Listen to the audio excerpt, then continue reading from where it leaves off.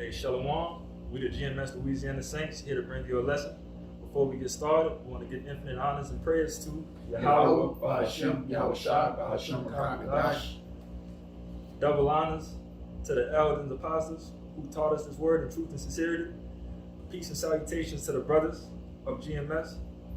And we're going to go ahead and get started with a lesson about being a soldier in this truth, because it goes hand in hand of being a soldier in the U.S. Army, you dig, or in the military throughout, and it also goes hand in hand of what you need to be a righteous man in this truth. Yeah, because the Lord raising up an army right now, right in front of the eyes of our enemies. You know, you have soldiers in the U.S. Army that are fighting for wickedness. They're fighting in Satan's army, and we're fighting for the Lord's army. You got the Exodus right quick? Yeah, I got the Exodus. Because the Most High, we're His sons. And so the first thing you need to understand when you come into the truth is that the Lord is not that Ned Flanders Christianity. He's not a so-called white man surrounded by flying babies that are naked. He's actually, as the brother's going to read it. No hugs and kisses. Yeah. Lord, not with that, man. This is Exodus 15 and verse 3. The Lord is a man of war. The Lord is His name. God.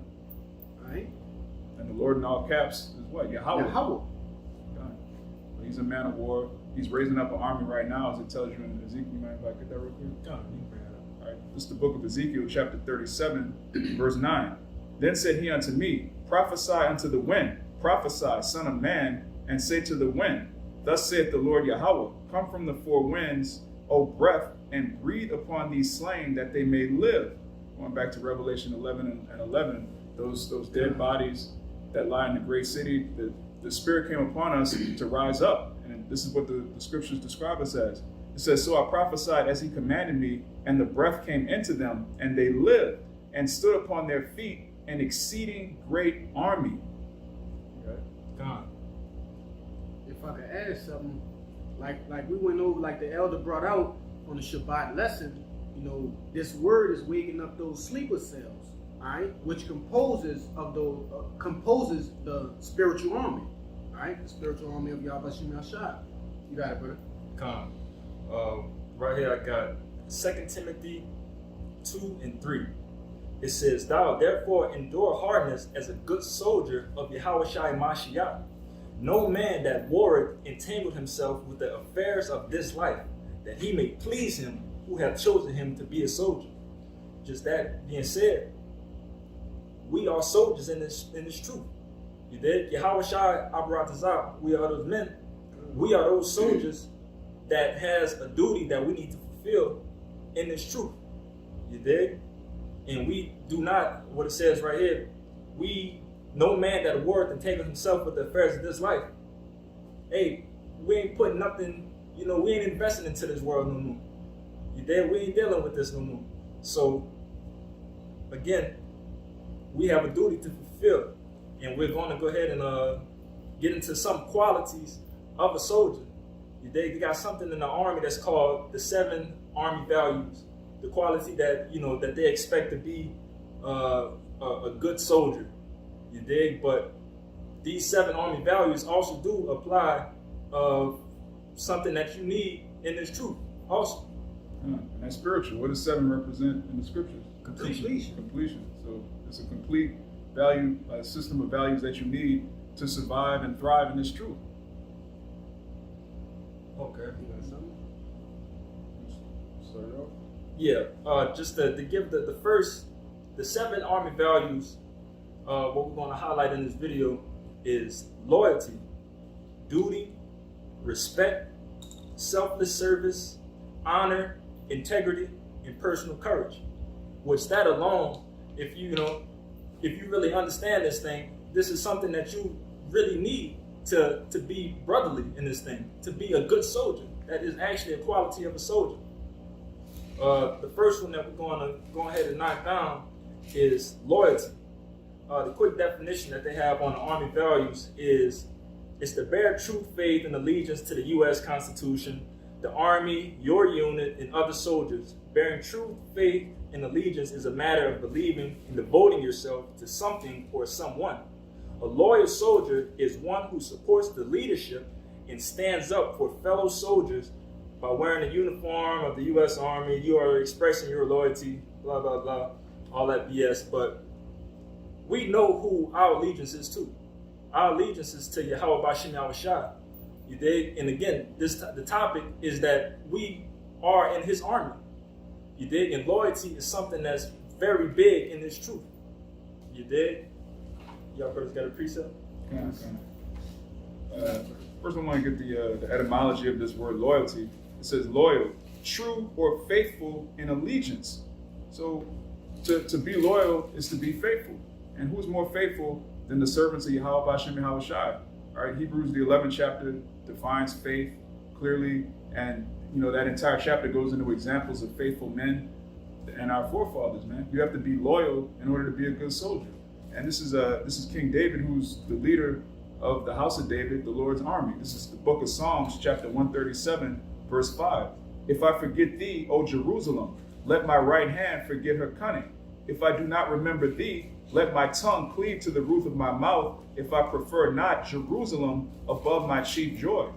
So King David was in the spirit of Israel first, which every Israelite man should have that in mind. You shouldn't come into the truth and be thinking about saving the heathen. And even more importantly, the scriptures tell you in Romans, they're not all of Israel which are of Israel. You have Israelites that really don't care about the Father. They don't care about their own salvation, their own heritage. So they're counted as outsiders. You're supposed to be loyal to the body, those that believe. You got it. Well, you got it. I'm looking for one precept. Okay. I got Hebrews 10 and 38. Now the just shall live by faith, but if any man draw back, my soul shall have no pleasure in him. You did? So if you not loyal to Yahushua, if you're not in this thing, and then, which we know this is all about him, it's all about the will of Yahweh Bashim Yahushua. If you are not of that, the Lord ain't got no pleasure with you. You dig? He has no dealings with you. He wants nothing to do with you if you're not riding with him. Verse 39, but it says, but we are not of them who draw back into perdition, but of them that believe to the saving of the soul. You dig? God. We're not like them, man. We're not like these people in the world. We're not like these Christians that claim to believe in the Bible, but they won't stand up for it. The scriptures tell you in Psalms, who will rise up against the evildoers? Who's going to stand up for the Lord? That great exceeding army in Ezekiel, the 37th chapter. You have to be a soldier to stand up for the Lord. You have to be a soldier to be part of the Lord's army. There's no women on the front lines. We're not it's not a 50-50 thing. There's no gender equality in the truth. And that includes you men that are in the spirit of women. Scripture says, gird up thy loins like a man. Man. Good. I just was agreeing.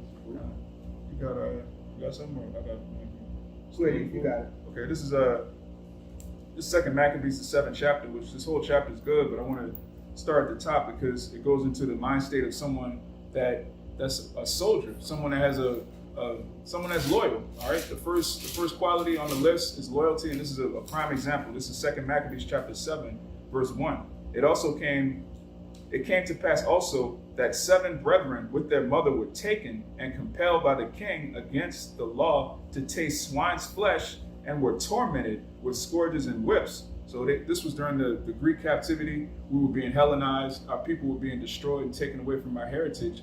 And there were soldiers that stood up for Yahweh Bashim Yahushua. Let's see what the first son says. This is verse 2. But one of them that spake first said thus, what wouldest thou ask or learn of us? We are ready to die rather than to transgress the laws of our fathers.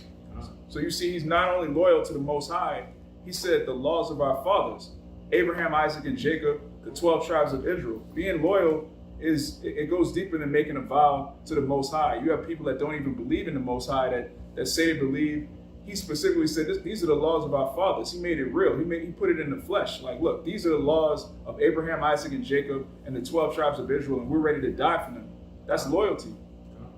You got Jake in the military. They're ready to die for Esau's army. They're ready to die for a country that believes in child support, that believes in taking a man's children and using them against him, that believes in soldiers coming back and getting their disability taken from them. You got soldiers living under a bridge.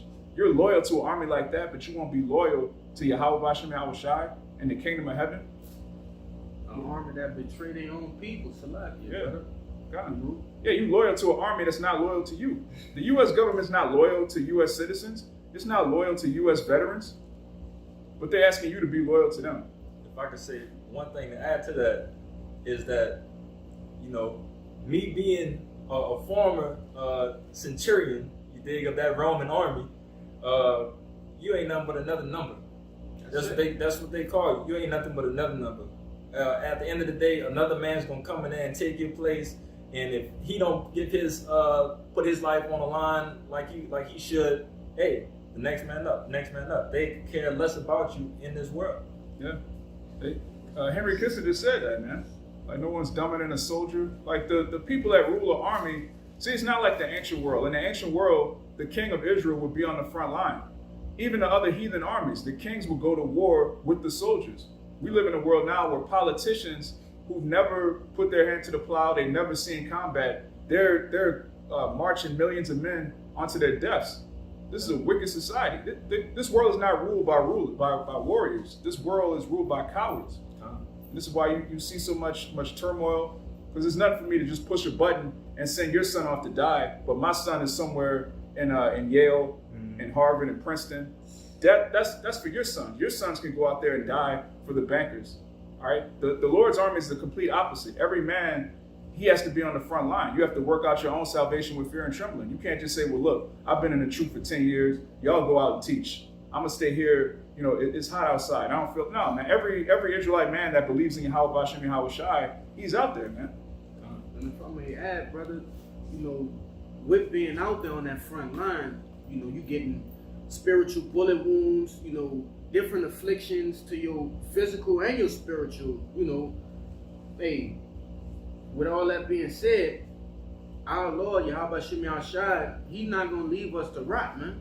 You know, as long as we continue and keep up with the work, all right, and give our bodies a living sacrifice faithfully, all right, and wholeheartedly, hey, it's, you know, we're going to be redeemed. And I got a precept, 1 Peter 4:12, all right? And this is just covering, you know, the afflictions that we go through on a day-to-day basis. All right, some brothers more than others, but in like manner, we all getting afflicted for the Lord's sake. All right, it's not for our own selves or some cheap purpose.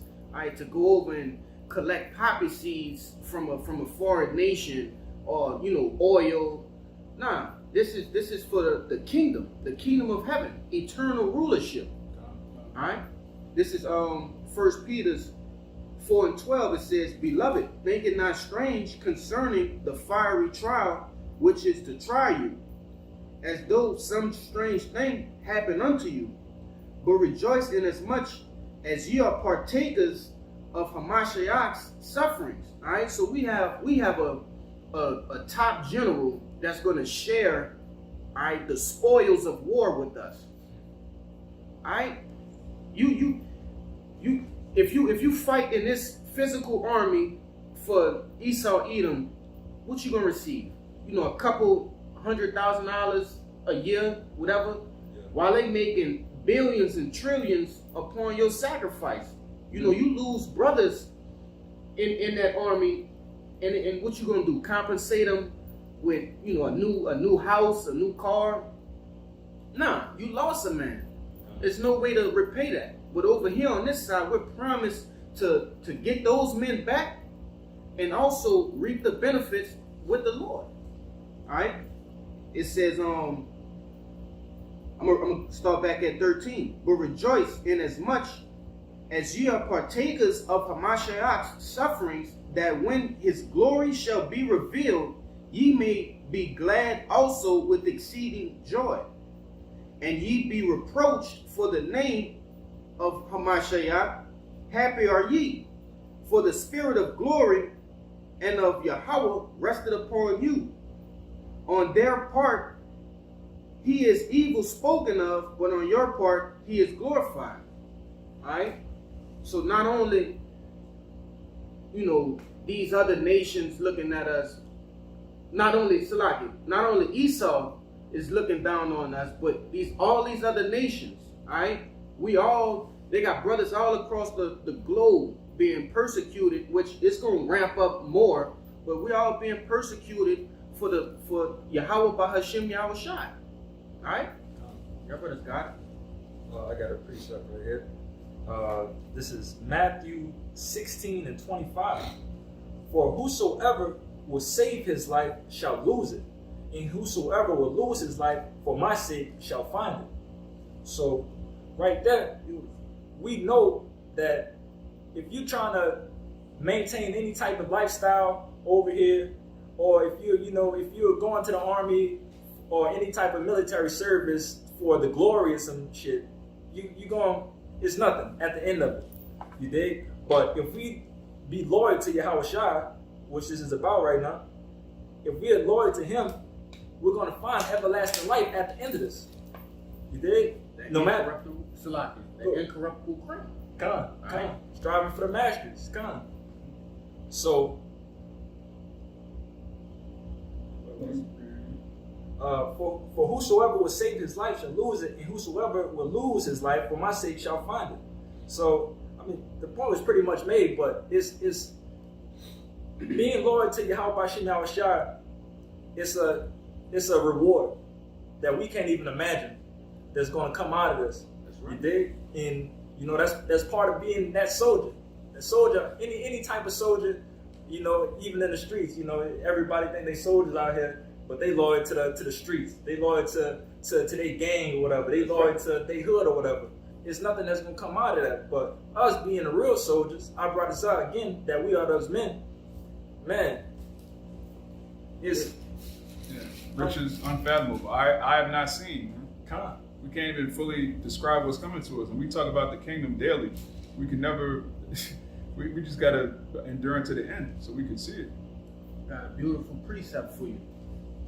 Just backing up what you just said, brother. It's on 2nd Esdras 7 and 57. It says, Then he answered me and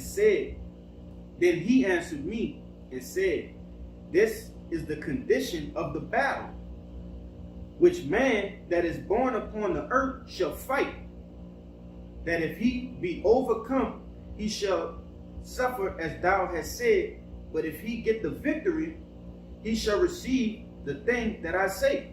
All right, and this was the archangel Uriel talking to Esdras, explaining to him about the end. All right, so basically, Esdras was caught up to speed on the vision that he was seeing, and he wanted to know how would the end look, and Uriel gave him the answer, and he also gave him, hey, this is what you're gonna either receive that destruction on this side or receive that salvation on this side, but you have to endure unto the end. All right.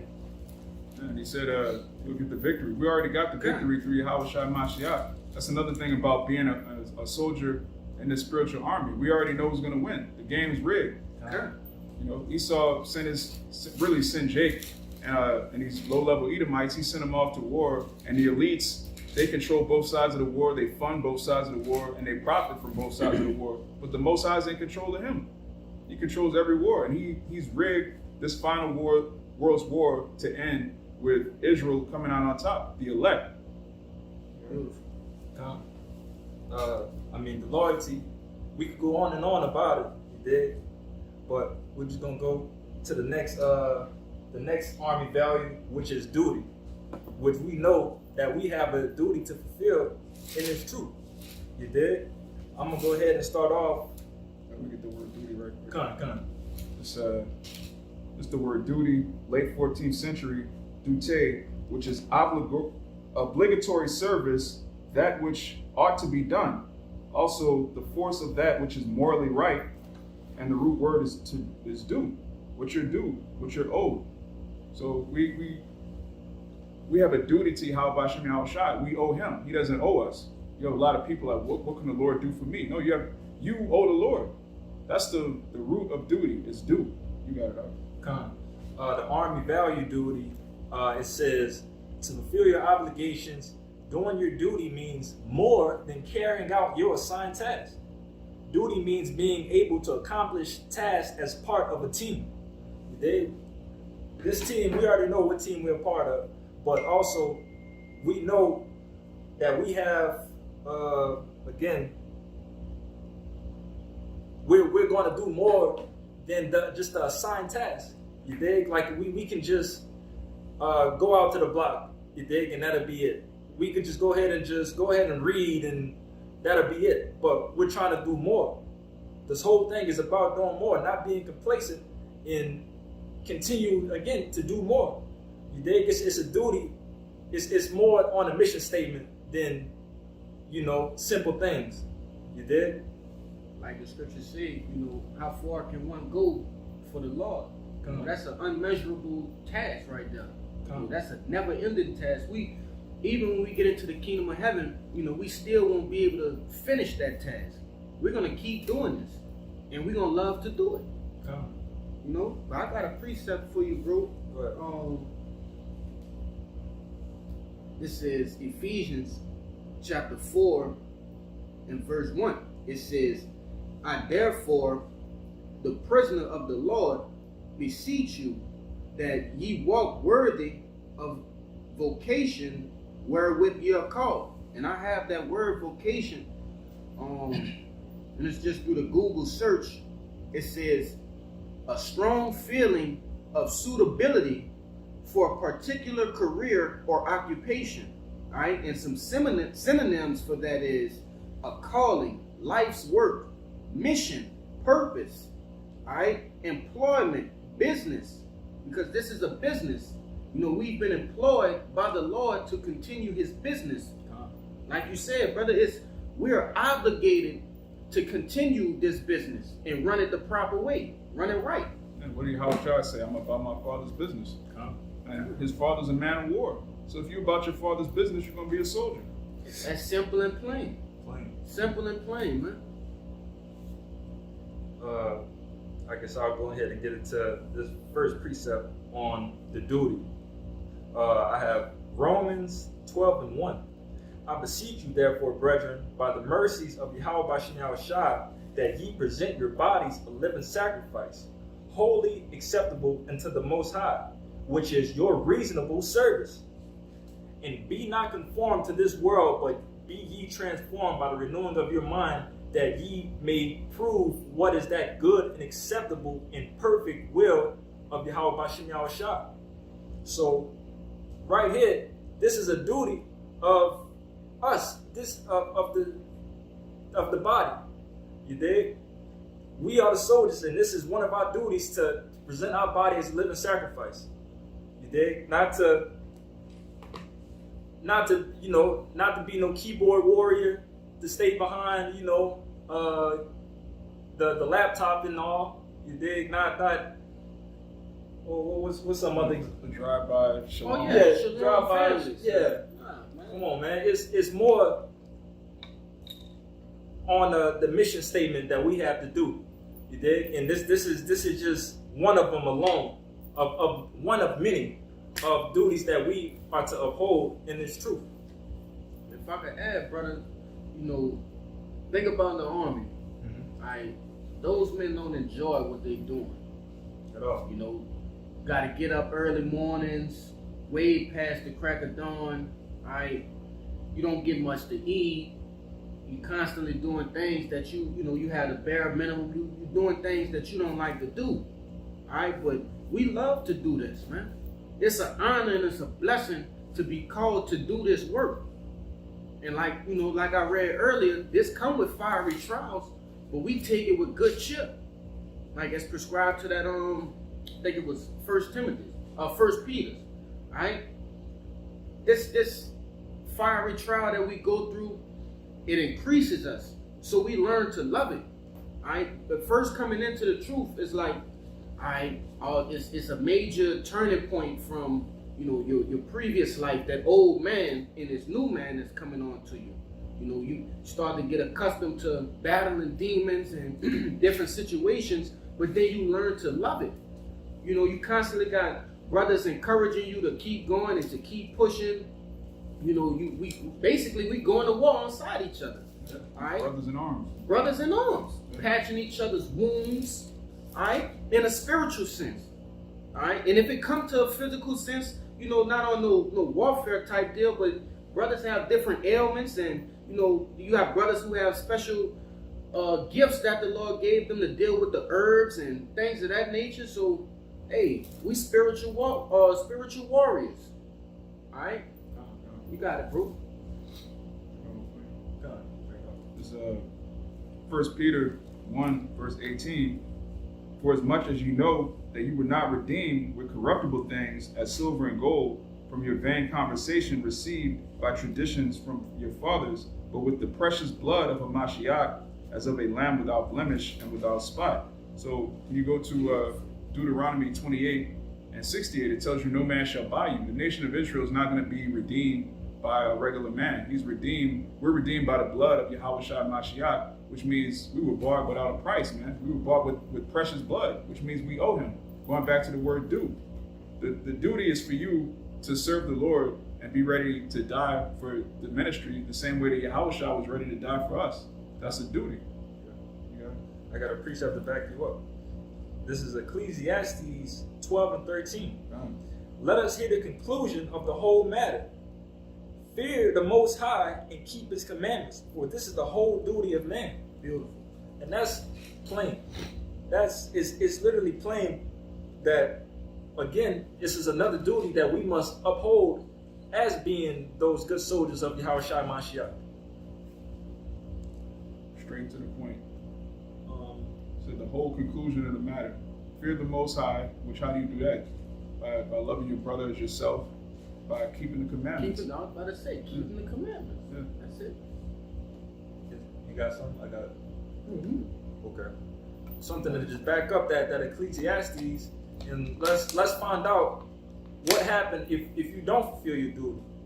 Because, like I said, of being a soldier, if you don't fulfill your duties out there in the field, it's death probably around the corner for you. You have to complete this mission. If you don't complete this mission to where it needs to be, man, it could be off with your head. If I could add to you before you get that, brother. Yeah. All right, say you go AWOL. That's what they call it. Mm-hmm. All right, you don't want to fight no more. You get left. Right. All right. So saying this truth, if you don't want to, continue on with the mission, man, the Lord gonna take the spirit from you. All right, and spiritually leave you on a battlefield. And what's out on the battlefield? The enemy. All right? Demons. And also to add with you, another thing of being AWOL is you're going to be hunted by your own people. They're going to find you. If you go AWOL out of the army, yeah, they're going to go ahead continue with their mission, but you are now an enemy of the state. You are now enemy of the U.S. because you signed a contract, which we signed the contract, a blood-in contract. Blood in, blood out. If you don't fulfill your obligations, you're going to become an enemy and you're going to be hunted down. And that's where this precept comes in at. 2 Chronicles 15 and 13, that whosoever would not seek the Lord Yahweh, power of Israel, should be put to death, whether small or great, whether man or woman. So that being said, if you don't fulfill your obligations, if you don't do your duties how we're supposed to be doing, it's easy for the Lord to just knock you off. It's something that we're supposed to follow in the footsteps of Yahweh Bashim Al Shai to the best of our ability. And if we don't choose to do so, which we don't have free will, but if we don't do so, it's all with our head. I said earlier, subject to friendly fire. The Most High going to make you an example in this world and in the world to come. You're going to be known in the kingdom as a traitor, as a reprobate, as someone that didn't fulfill his duties. Everyone's going to know who the men are that stood stiffly for the name and who the men are that had an opportunity to be part of 144,000 and took their hand off the plow. That's right. You're going to be derelict in your duties. Like I said, what's that? Second Esdras, man. Hey, we want to be a part of that. I know myself, and I'm speaking for the men that's on the side of me, man. The men that war with me. All right, we want to be a part of that innumerable multitude. All right, clothed in white garments, getting crowned by Yahweh Shai himself. All right. We're not trying to make captain make sergeant in Esau's army, trying to get a 401k, trying to have a nice house in the suburbs that's going to get hit with missiles. That's the furthest thing from our mind. We want to receive salvation and the crown of life from Yahushua himself. Yeah, we can go on Respect. Respect. You got a definition for that? yeah, respect is real simple. Spec means to look, like spectate or spectacle, and then you put the prefix "re" in front of that. It means to look back, basically. You look back on the things that someone's done. You look back on the things you've done. Respect goes into really fear and reverence. You respect the Most High. That means you fear Him because you look at what He's done. Look what He did to the Egyptians. Look at what He did to all our enemies. Look what He did to the nation of Israel. A woman respecting a man. Look what a man is capable of doing. That's respect. So respect as it applies to the body and the army of Yahweh Bashem Yahushai. Brother's going to read. What was that? Are you going to read the definition from the army? It's not really much. Treat people as they should be treated in soldiers' code. It's a lot of typical respect. I mean, Like generic type. Yeah, generic, real generic. But I have a precept of following what you're saying of us giving respect to the men before us. Mm-hmm. In 1 Timothy 5 and 7. 17. Is it 17? What the hell? Double honors? Yeah, 17. Okay. 5 and 17. I got it right here. You can break down. Come. This 1 Timothy 5, verse 17. Let the elders that rule well be counted worthy of double honor, especially they who labor in the word and doctrine. And those elders and apostles, they made this way easier for us at this point in time. So it seems like it should be a no-brainer to give respect to those men who made it easy for us.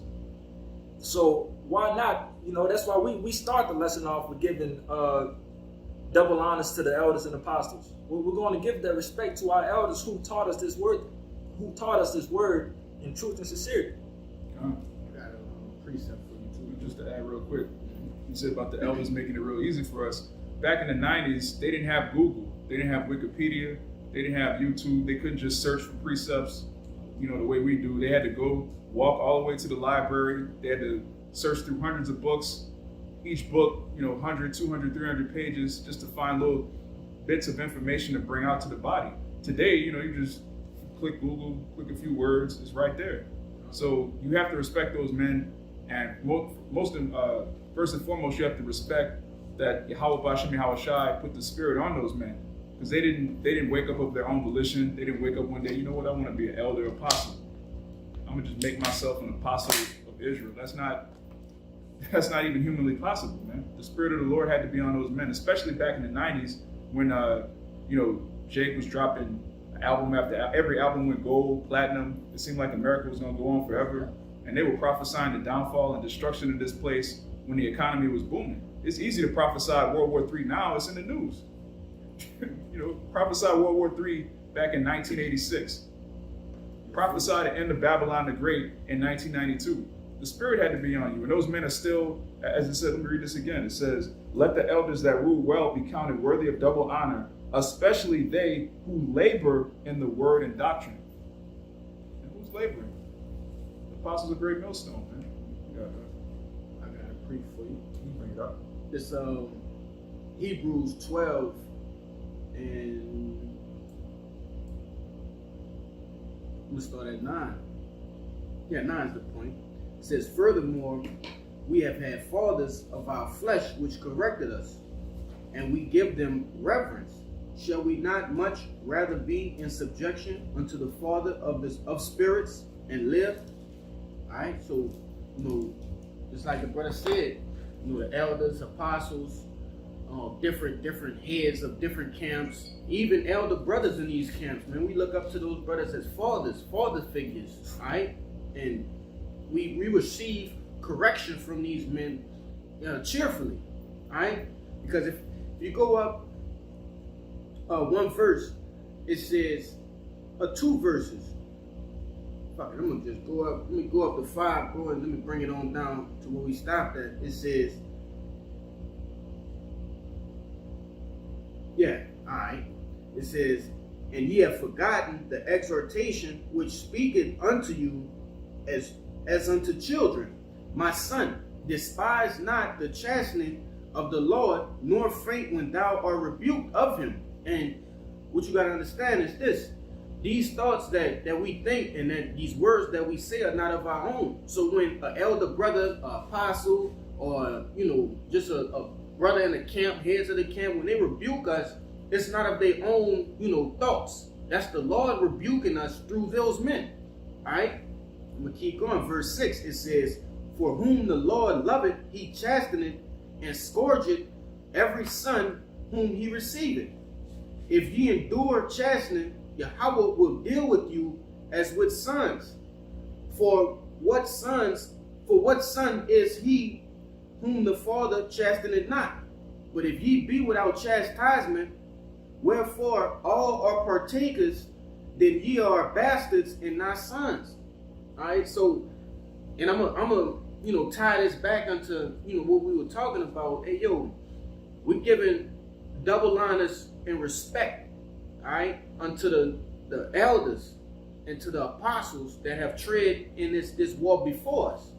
They broke through enemy lines and got us, into they let us gain access within this truth. Yeah, that's spiritual. You said that because, like, when you in a war, like take Vietnam for example, you don't want to just have a group of men run in a straight line side by side into a landmine. You have one man that goes through, he leaves footprints. Okay, there's not a mine right here. I can follow this man because he made it to the other end without getting blown up. So I trust him. Yeah, I trust the path. The proof is in the pudding. Yeah, I can see his footsteps. Okay, he didn't get blown up here. I'm gonna put my foot right where he put his foot right there. I'm gonna put my next foot right where he put his. That way I don't get blown up. Jake out here trying to do their own thing. I know I'm an Israelite, but I don't need to go follow the elders. Then you end up making the same mistakes that they made in the 90s, same mistakes that they made in the early 2000s because you didn't want to follow righteous men. You got spiritual landmines in this thing. Matter of fact, while you in Hebrews, get 13 and 17. You'll get right back to you. Kind this that's the one I was looking for. Okay. This was it. I was telling you about it. This is Hebrews chapter 13, verse 17. Obey them that have rule over you, and submit yourselves, for they watch for your souls, as they that must give account, that they may do it with joy and not with grief, for that is unprofitable unto you. And if I could say for a second, bro, hey, this is a powerful scripture. All right, it says, we submit ourselves because we have men that rule over our souls. They watch for our souls. All right, if it's nothing wrong with that, it's no negative to that. All right, these men, they watch over our souls, through the fear of Yahweh by Hashem Yahushua, because it was appointed to them that duty. All right, but they love it at the same time, and we love being ruled over.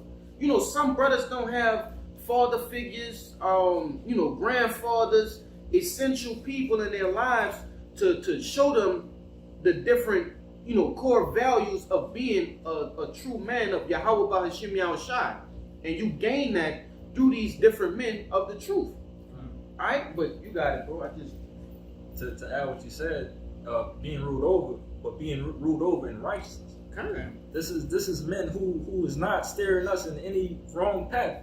They're leading us, through the will of Yahweh Shai to our kingdom. Everlasting greatness. Everlasting. Come on, man.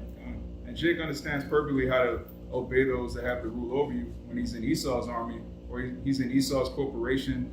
Jake has no problem with order when he's taking order from Esau. But someone that looks like you, all of a sudden, I can't listen to him. He's just a man. Right. That nigga spirit, man. That nigga woman spirit, to be specific. You got to shake that off to become a soldier. You have to take orders. How you gonna be a soldier? You can't take orders. Every general has been a soldier. No, private, yeah. Right. The lowest of the ranking, he put in hard work to become a general. Yeah, you don't go to the general university and you just become a general without ever being a private. Right. You got to move up the ranks. Right. Yeah. I'm just gonna go ahead and go to the next one because it goes hand in hand with respect and honor. You have a definition of honor? etymology? Or You got selfless service, huh? I may have. We do honor first. Yeah, kind, okay. Just because that goes hand in hand. I have a precept to go backing up of us respecting our elders and the men that came before us, because honor is also in our law. Exodus 20:12. Honor thy father and honor thy mother, that thy days may be long upon the land which the Lord Yahweh thy power giveth thee. Yeah, we honor our mother and father, but also we have spiritual mothers and fathers also. You dig? So Just went into God, which the elders apostles who have been before us, those are our spiritual fathers.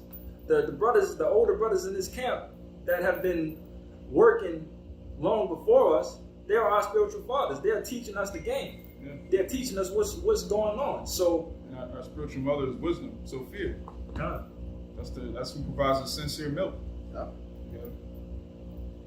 Any brothers got Just real anything else? quick, back. everything. Yeah, I had this under respect, but it's going to back up what you just said about honor. This 1 Peter 2:17. Honor all men, love the brotherhood, fear the Most High, honor the king. Servants, be subject to your masters with all fear, not only to the good and gentle, but also to the froward. So you're going to have elders that's straight and to the point. You're going to have elders that's more tender, they might say something more smooth. You have to obey both of them, man. Just like if you're in Esau's army, you might have a lieutenant. You don't like the lieutenant, you still have to follow orders. You can't say, well, look, I don't like the way he said that. I don't like that nigga that told Kaya he was too aggressive. Oh yeah. You're a grown-ass man. You're talking too aggressive. He didn't say what you're saying is wrong, because what he said was clearly true, but he didn't like the way he said it. It just came out a certain way. That guy was clearly not a soldier. Our men are going to speak rough, man. We in hell. Brother, not going to sit and I got to spend 5 minutes to make sure my tone is exactly right. Getting straight to the point. Straight to business, man. They're not doing that, man. The point you just made with that, how emotional Jake is out here, is you can't give him nothing too soft. Yeah. You did? Because they're not going to respect you. But if you give it too loud, oh, you being disrespectful to me. But if it comes to you, they want you to just feed it to me just right. Come on, man. Like, It's got to be the perfect room temperature porridge. Yeah, lukewarm. Yeah, it can't be too hot, can't be too good. It's got to be just right. That's an excuse to be a nigga, man. Yeah. You're basically saying the way that you're rebuking me, I don't accept it because of your Right. tone. yeah. You're not saying what you're saying is wrong because it's right. You just don't want to do it because you're a nigga. You're gonna die. You're not a soldier. The Lord dealing with austerity, man. God, he's an austere man. Lost there, man. He's not dealing with no. That's. I don't want to get too vulgar and shit, but hey, Lord not dealing with that, bro. Yeah. He's dealing with manly men. Y'all got it. Yeah, that spirit is being raised back on the earth. So you want to go into honor and so. The selfless service, that'll be biased. You can just run for selfless service. First of all, the selfless service, without reading the definition, is basically playing your part. You did? It's the analogy that goes around that it's too many chiefs and no Indians. Mm-hmm. Everybody can't be the point guard, Jake. Everybody can't, in military terms, everybody can't hold the light machine gun. Everybody can't hold all the grenade launchers and so on and so forth. It's order in that thing. Somebody has to be over the radio and talking to the higher ups. Somebody has to lay down suppression fire. And while this man is laying down suppression fire, these men also have to attack from a different point. It's order in this thing. But if everybody wants to be that type guy, well, what are you doing? It just can't be in this army. Yeah, Apostle Paul said that. Can all be the eye, Yeah. can all be the thumb, can all be the knee. With a body has different parts. You have to have a head, a neck. It's plain, man. I have one. Yeah, you can bring it out. I gotta find this real quick. All right, this is the book of Sirach, chapter 3, verse 18. This goes into selfless service. It says, the greater thou art, the more humble thyself, and thou shalt find favor before Yahweh. So if you have certain gifts, the scripture tells you that a man's gifts make it room for him. You're supposed to use your gifts to edify the brother next to you, to edify the body. You're not supposed to use your gifts to lord over brothers, to pull rank on brothers, to try to exalt yourself in captivity. The scripture says, the greatest thou art, the more humble thyself. That goes into selfless service. You got to put other men before you. And we have countless examples of that. You know, the elders of this camp, the elder of Louisiana, different elders that we met in different states, they become greater servants. The higher they get up in the ranks, the more they serve younger brothers. They serve beautiful examples for us coming up into the truth, man. If I could add to you, the whole thing of this truth and what Yahweh Bashim Yahushua is about is order. This whole thing, it has order in it. You never get far with anything if you don't have a correct order of something. All right, so I got a precept, 1 Corinthians 14:40. Let all things be done indecently and in order. Decently. Yeah, decently in order. Yeah. So, again, this whole thing of selfless service is that you need to humble yourself down, Jake.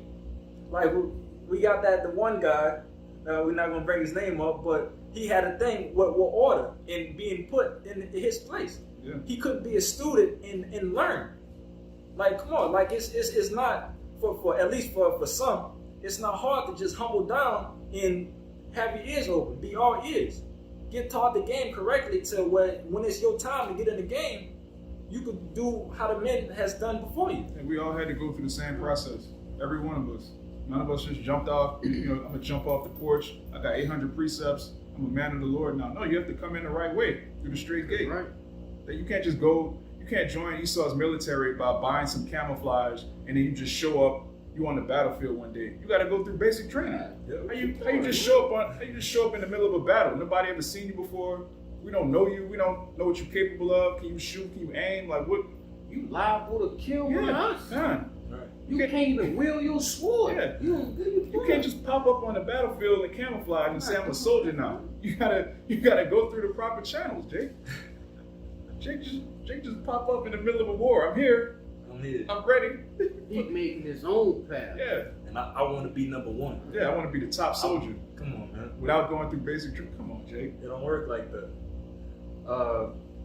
To add along what selfless service is understanding that you have to be brotherly in this thing. It's about brotherly love, which is, you know, in part of our law, statutes, and commandments. Brotherly love is a part of that. And you're not going to get far in this thing without, you know, us keeping each other up. So the precept I have for that is Romans 12:10. Be kindly affectionate one to another with brotherly love, in honor, preferring one another. Point blank, period. It's simple of brother. It's in the precept alone. Brotherly love. It breaks itself down. It breaks itself down. You can't be a band of brothers in arms without being a brother. How you gonna be brothers in arms but you're not brotherly? And this is just in arms. Yeah, you're just in arms. This is the gospel according to St. John chapter 15, verse 13. Greater love have no man than this, than a man laid down his life for his friends. And that's selfless service, man. You gotta be ready to die for your brother. You gotta be ready to die for Yahushua, because he died for his brothers. God for his brothers, man. He set the perfect example. Like the scripture saying, Romans, hey, you're gonna be joint heirs with the Lord. You know what I'm saying? But to be joint, you gotta be connected. All right? It's a two-way street with that. All right? The Lord ain't just died for your sins, so you could keep on sinning and not, you know, follow according to His will, man. No, you got something you have to do in return. All right? Hey. Yeah, I'm under grace right now. I can just do what I want. You can do whatever, but and still reap the rewards. Nah, bro, it don't work that way. No, nothing works that way. Yeah, what do you know that works that way? It's nothing. Nothing. Come on, man. And we're going to see what happened if you don't have that selfless service, if you don't have that brotherly love. This is Matthews 12:25. And Yahushua knew their thoughts and said unto them, every kingdom divided against itself is brought to desolation, and every city or house divided against itself shall not stand. So, if you don't have the brotherly love in this thing of preferring one another, of upholding each other, and being against each other, this thing, it'll never stand. It's too much division in this thing. And again, brotherly love is something that's definitely important in this truth.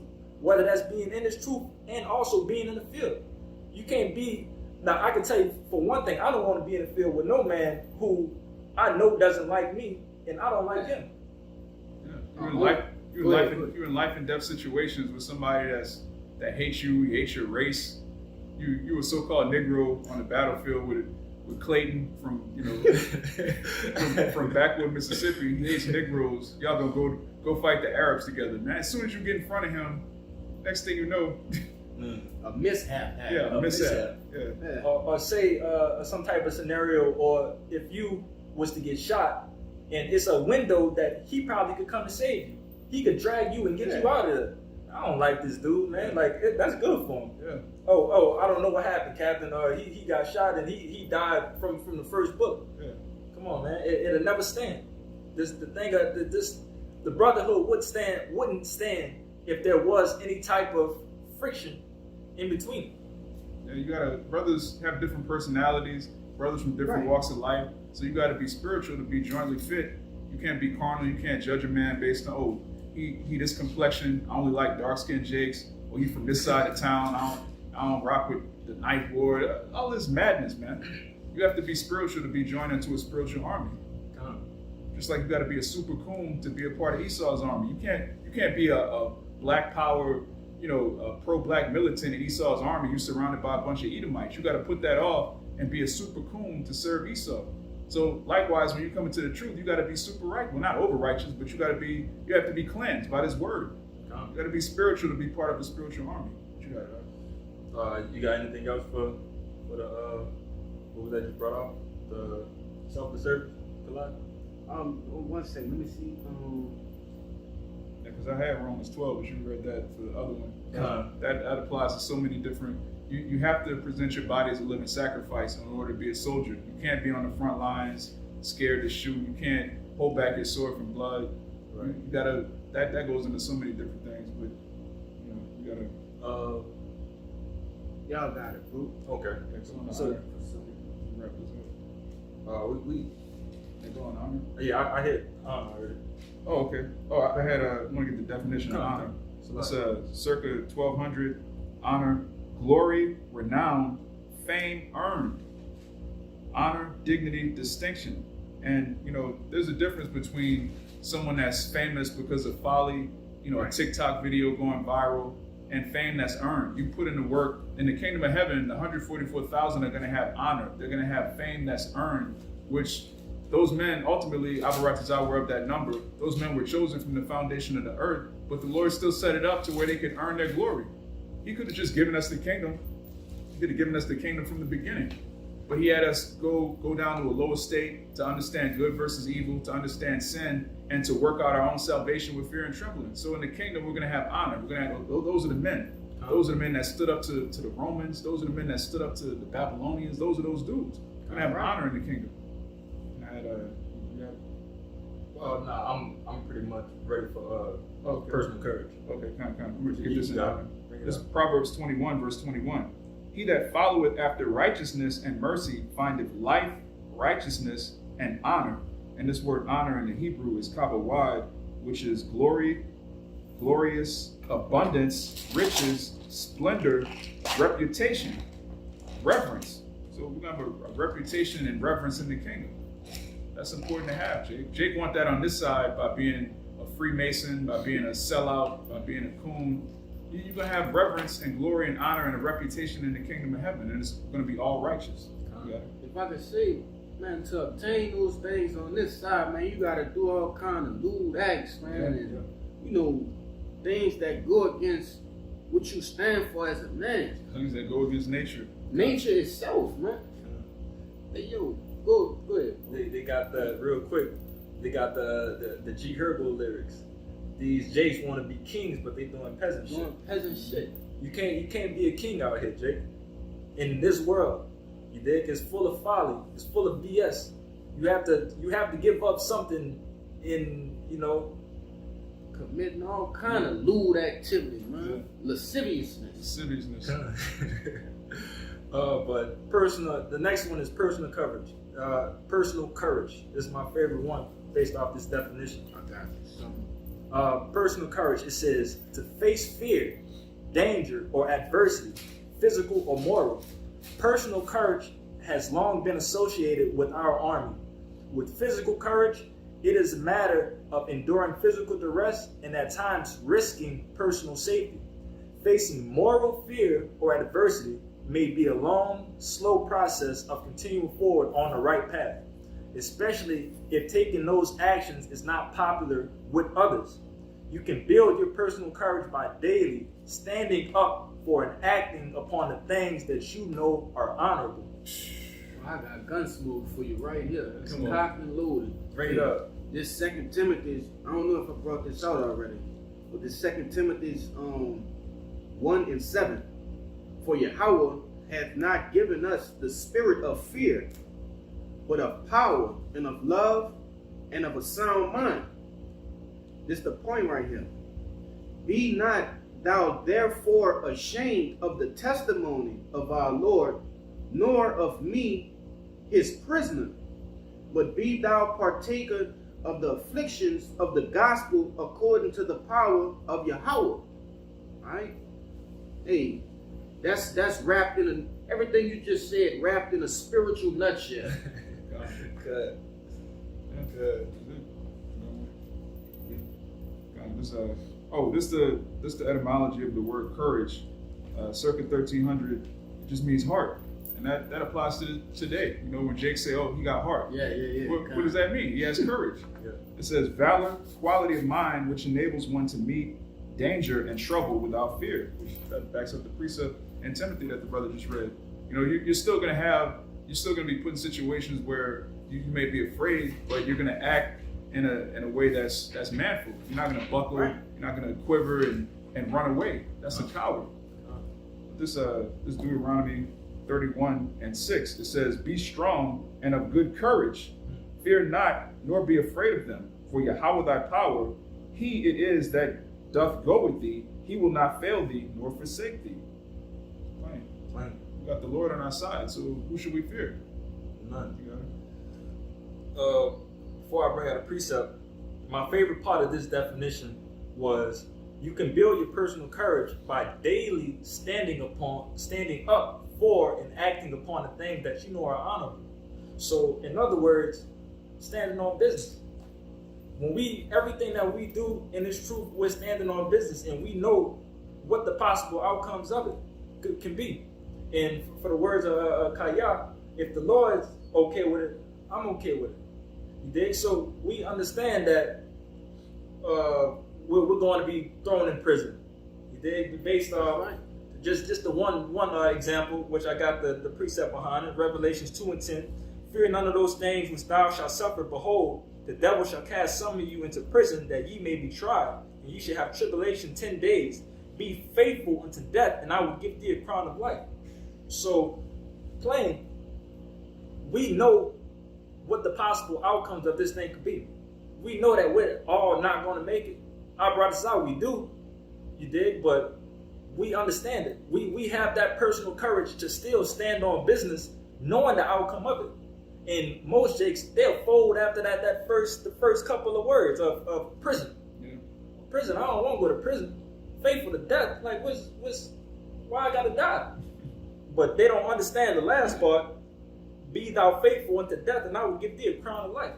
Yeah. All right, and that goes back to the first point, which was loyalty. Yeah. The word loyalty means faithful. So how can you show courage to stand up to death if you don't have faith that the Lord can reward you after death? Right. All of these things coincide. You have to have faith in Yahweh Hashem Yahweh Shai, faith in his word, faith in his promises, and then that puts you in a manful spirit that you're ready to take anything, including death. It tells you in Romans the 8th chapter that death can't even separate us from the love of Yahweh Hashem Yahweh Shai. But you have to have that, you have to believe that. You can't just read it, you gotta actually believe.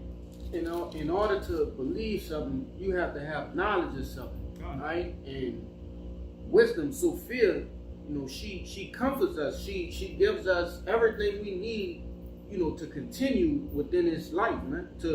Not to continue as in, you know, living in Babylon, but to push on. This is our life. Yeah, this is our life. This gives us the spiritual energy we need to keep it trucking, right? To keep marching. You know, Man, they got, just look at the apostles, man. For over 35 years, these men have been treading on and on and on. Constant battle. All right, no rest stops. It's just been constant. And how you think they're able to do this? A regular guy put in their position with such a heavy load, they wouldn't be able to do that, man. It's this word that grounds us, right? The Rakwadash, man. To add along, the places back of being a soldier, of being a soldier in the field. Before you go out to battle, you have to come to acceptance that, hey, I might not come back home. Yeah. If you out there and you scared, you risking the next man. You're in the danger in the next man's life. Oh, you I'm being fighting scared. next to him. Yeah. I'm good on that. I don't even want no dealings with you, man. If you scared, what they say? If you scared, go to church. Yeah. If you scared, go home. That's a commandment. It's the book of Deuteronomy chapter 20. I'm gonna read 1 and then jump to 8. Like, you can read all of this. Deuteronomy 20 goes into the laws of warfare, being in the army of Israel, which we're in. All right, this verse 1, it says, "When thou goest out to battle against thine enemies, and seest horses and chariots and a people more than you, be not afraid of them. For Yahweh thy power is with thee, which brought thee up out of the land of Egypt." So it's a commandment to not be afraid of the heathen. It's a commandment to not be afraid of Esau, the government, the CIA, the Bilderberg group, all of these different heathen nonsense, man. But this verse 8, it says, "And the officers shall speak further unto the people, and they shall say, What man is there that is fearful and faint-hearted?" Basically cowardly, afraid, scary. "Let him go and return unto his house, lest his brethren's heart faint as well as his heart." So it's a commandment to send cowards back home. You can't come out on the battlefield if you're scary. That's a commandment in our law. And this, again, deals with carnal warfare, but it applies spiritually. Even more so spiritually. If you're a man that doesn't have faith, how can you be in the household of faith? How can you prophesy the downfall of Babylon the Great with Esau and all his technology that he has, but deep down you don't really believe? You're going to have to believe. This man is about to, tells you in Revelation 12 and 12, he's going to come down with great wrath because he knows that he has a short time. This man has drones. He has biological warfare. He has all kinds of things we haven't even seen. So if you don't have faith in a higher power, you're going to fold. You finished. You're done. And if I can say this, hey yo, and I know I'm speaking for like-minded men, all across the four corners of the earth. All right, we not sitting up here like we just mighty men and nah. Hey, we have faith in Yahweh Shem Yahshai that when we trapped in that corner, the Lord gonna lift up that standard. All right, and even if we fall, like the brother went into, we have something planned after that. The Lord has something planned after that. We don't lose right there. Game not over. All right, as long as we continue within His word. I got two precepts just to back exactly up what you were saying. Matthew 16 and 28. Verily, Go ahead. come. Verily I say unto you, there be some standing here which shall not taste of death till they see the Son of Man coming in His kingdom. The key word is some. So we know that some of us may fall. But are we tripping off of it? No. Because we know what's at the end of this road. You dig? We don't really have the end of the road. The road is going to continue. Regardless if you on the right side or the left side. Even though the left side, they're going to have to really go through something. You dig? But if you're on the right side, everlasting life. The last precept I have is Revelations 14 and 13. And I heard a voice from heaven saying unto me, Write, blessed are the dead which die in the Lord from henceforth. Yea, said the Spirit, that they may rest from their labors and their works do follow. So again, we not tripping off of it. We know if we follow in the footsteps of the Lord, if we do His will to the best of our ability, our spiritual currency gonna go up with us. We gonna be alright at the end of the day. Yeah, our works follow us, and it tells you in Corinthians that those that die in the Lord, they're going to be in the chariots, waiting for us. So you can't take an L if you're serving the Lord in a righteous army. I got a pre for you if you. Hey, this is 1 Thessalonians 4 and 16. All right, it says, For the Lord himself shall descend from heaven with a shout, with the voice of the archangel, and with the trump of Yahweh. And the dead in Hamashiach shall rise first. Then we which are alive and remain shall be caught up together with them in the cloud to meet the Lord in the air. And so shall we ever be with the Lord. Wherefore, comfort one another with these words. Man, that's If that doesn't fill you with courage, you just don't have faith. You don't believe. What does it say? Comfort. He tell you comfort with these words. And I can write this out, bro. This spirit stays on us, all right? And men like-minded. Can I get integrity? Okay. Yeah, we can get integrity. Just the etymology of the word integrity. Circa 1400s, innocence, blamelessness, purity, and the root word of integrity is integer, which is a whole number. So to have integrity just means to be whole. And our forefather Jacob was whole. He was a perfect man. Perfect in the scriptures means whole. It means complete. It doesn't mean you don't make mistakes. It means you're whole. You don't want for anything. And this is the regular definition in the dictionary. It says the quality of being honest and having strong moral principles, moral uprightness, the state of being whole and undivided. And that backs up what you brought out in Matthew about a kingdom divided against itself. If you an army and you divided, how are you going to defeat the enemy? That's Esau's main tactic, is divide and conquer. Divide and conquer. You said. You have to have integrity to not be divided. Yeah, okay. The integrity definition on the 7 values is not really much, but it's plain. Do what's right legally and morally. Integrity is a quality you develop by adhering to moral principles. So again, standing on business. And we know our forefathers, they were men that had integrity. They first and foremost is Job. And I have right here Job. Should I get the whole thing? Job 2? Okay. Yeah, Job 2. Starting at 1, or what you want to hit the point, or what? Now hit the point. Yeah, you could start at 3. All right. This is Job, the 2nd chapter, verse 3. It says, "And the Lord said unto Satan, Hast thou considered my servant Job, that there is none like him in the earth, a perfect and upright man, one that feareth Yahweh, and what's that? Escheweth evil." I mean, he avoids evil. And still he holdeth fast his integrity. All throughout thou movest me against him to destroy him without cause. And Satan answered the Lord and said, Skin for skin, yea, all that this man hath will he give for his life. But put forth thine hand now and touch his bone and his flesh, and he will curse thee to thy face. And the Lord said unto Satan, Behold, he is in thine hand, but save his life. Let me stop right there. So, right then and there, the Lord is giving permission to Satan, which we know that could be another lesson in Islam. He's giving permission to Satan to do what you got to do. He's saying that I could get him to curse you out, Lord.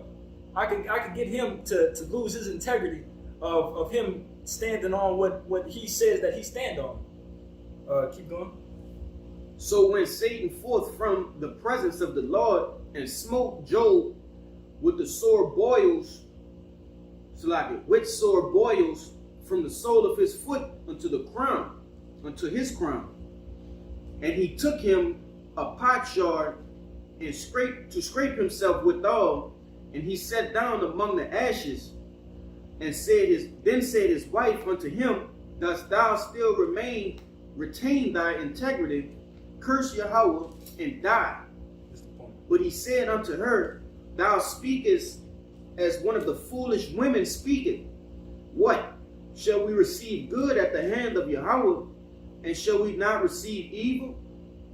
In all this, did not Job sin with his lips? Beautiful. Job kept his integrity at the end. His woman was telling him, just curse the Lord. But nah, Job basically, are you foolish? Are you stupid? I'm not about to do that. You tripping? Are we just supposed to recompense nothing but good and not get evil? Like Job understood what came with this. So again, that's integrity right there. That man had morals of standing on the Lord's business. He's not going, we're not going to curse the Lord out. We know we know everything of what's happening and why it's happening. So it's no reason for us to ask, why, Lord, why did this happen? Why you kill that baby? Why you so on and so forth? We know what this about. We know what we here for. Knowledge and wisdom shall be the stability of thy times. That was a weary point for Job. But what happened? His knowledge, wisdom, and understanding, took over. He didn't let his afflictions overthrow his mind, or his flesh overthrow his spirit. His spirit kept his flesh intact. You got it, bro. That tells you in Hebrews that Yahweh Shai is the anchor to our souls. Yeah. Right? An anchor is something that keeps you stable, keeps you grounded when those waves come. But on the subject of Job, this is Job 31, verse 6. Let me be weighed in an even balance, that Yahweh may know mine integrity. And that's Job is a forefather of the prophets, man. Just like all of the men that came before us, they're shining examples of men that had integrity. Daniel, of course, Shadrach, Meshach, and Abednego thrown in the lion's den. All of these people that came before us, these great men, they serve as an example. It's like that was Daniel in the lion's den. It was they were thrown in the fire. But the point is, these are all examples of how we're supposed to maintain our integrity in times of great distress and turmoil. And the Lord said He's going to lift up a standard when the enemy comes in like a flood. So that's integrity, honor, selfless service, courage, respect, duty, and loyalty. Just to add one more precept in it, just to top it off with Job 13:15. Though he slay me, yet will I trust in him, but I will maintain my own ways before him. Beautiful. Even though, like I said, Job went through so much. Job went through sickness, his family dying, and so on and so forth. Job went through so much, but again, he charged into the game. He know what this about. He know what he's standing for. He has the integrity. He has his morals, which, not even being a soldier, integrity, that's something that's needed in life, in general. In a man. As a man. God, not even just being a soldier. If you have no integrity, you can't be trusted. You can't be a soldier without being a man. That's right. Don't listen to Esau. There's no female soldiers in the army of Israel. It doesn't work like that. God. That's all I know. That's pretty much all I had too. Well, I hope you brothers was edified by this lesson. Before we go, we're going to give all praises and infinite honors to Yahweh, Bahashem, Yahushai, Bahashem, Rakakadash. Double honors to the elders and apostles who taught us His word, the truth and sincerity. Shalom. Shalom.